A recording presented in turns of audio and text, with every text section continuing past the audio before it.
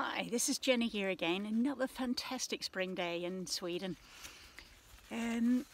Today, in this random series of bokashi stories, I'm going to talk about one of the many ways that you can actually use bokashi in a garden. And that is just to spread it out broad and wide and make a brand new garden bed, no dig. Easiest possible way that there is. So this area here, it doesn't look that flash, but anyway, I'm going to tell you what it is. It was lawn, I think last year, and I wanted to make this garden area with gravel around it, and I had quite a bit of bokashi on hand.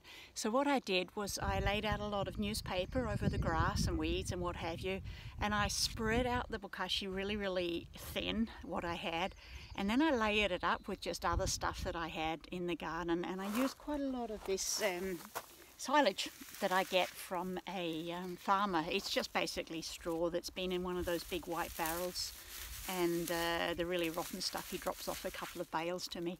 But you could use anything if you had wood chips, or if you had old grass cuttings, or you know, whatever. That old soil is really good, so that you just cover over the bokashi. You need to get some soil into that mix, or at least brown leaves that have got soil microbes on them to convert the bokashi. And if you're worried about animals, what you can do is spread the bokashi actually under the newspaper and maybe put some wire netting or something like that over the top to protect it. But I'm quite lazy as a gardener, and so this is a really easy way to make a garden bed.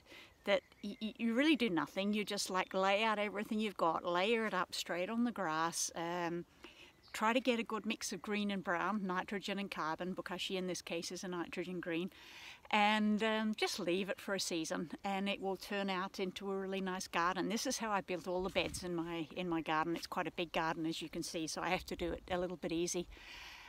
What I'll probably do this year is throw in some potatoes, just like scatter them out here and then cover them over with more of this silage stuff. I'm fighting here with some weeds, as you can probably see. Maybe you can't. Anyway, there's bits of green stuff growing here and there, but it's no big deal because the silage is actually suppressing most of that, and then when I get some, you know, nice sunny day like this, I can just pick them out quite easy. In total, it's a more or less no effort way to make a garden. And ultimately this will be a really beautiful area, and it's about giving it time, like the process time rather than the work time. So it's very little work, but it maybe takes a year or two, and I think we have that time. You know, life is quite long, and we can just do things in different ways if we think about it a little bit smarter. And bokashi is brilliant from that point of view because it's adding in everything that you need to the soil. A lot of soil structure, it's adding in nutrients, it's adding in microbes. This is full of worms in here, and that means that it's working. And all of this silage that I've put out here, it will be sucked down into the soil. So the soil is getting better and better every year. And I'll just keep topping it up like this until I, you know, get bored with doing that and think that the soil is okay. So that's the little bokashi story for today. See what we come up with tomorrow. Bye.